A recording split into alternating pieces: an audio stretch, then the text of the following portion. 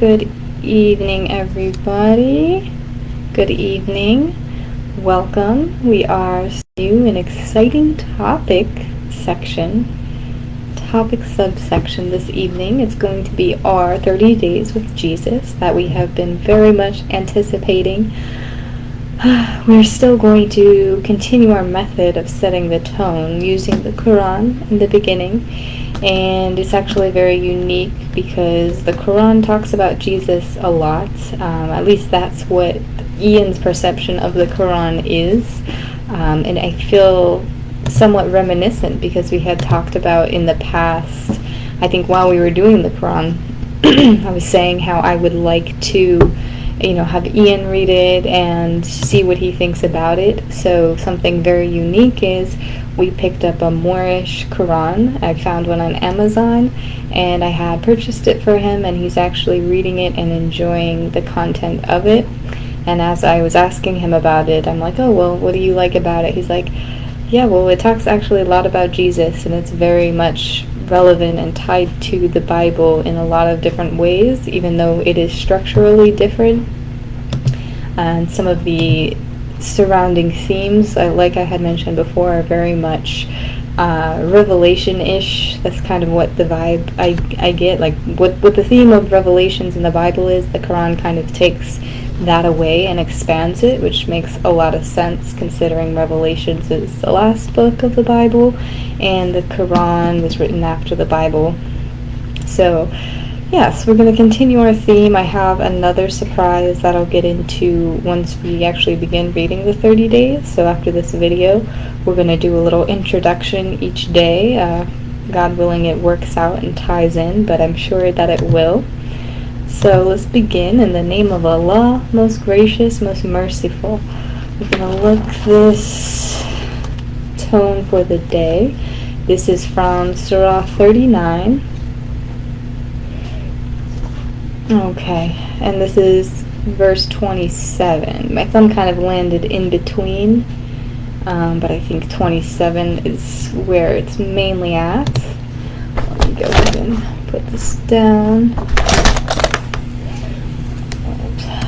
Surah 39 and verse 27, line 27. So it reads, We have put forth for men in this Quran every kind of parable, in order that they may receive admonition. So very good. Like how I stated, the Bible and the Quran are very closely related. It makes a lot of sense that this is talking about a parable, or many parables, right, that are stated here in the Quran.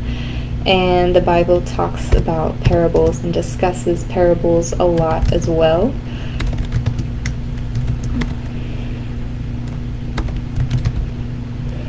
And a parable is a story with a message, right? It's something with an underlining meaning. It can be taken literally or not, but usually it's just meant to portray a message.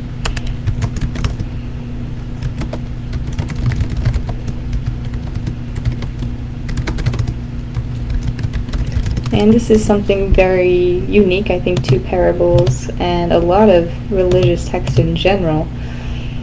The admonition aspects, I feel that a lot of these texts and messages are hard to receive and they're hard to read. So sometimes that's why I'll skip a few days. Yes, I might be busy, but internally I am putting off some of the messages that are going to be spoken about because they're either intense or they do just this, which is they provoke admonition, or they make you feel like you're being admonished. And honestly, it's not the best feeling.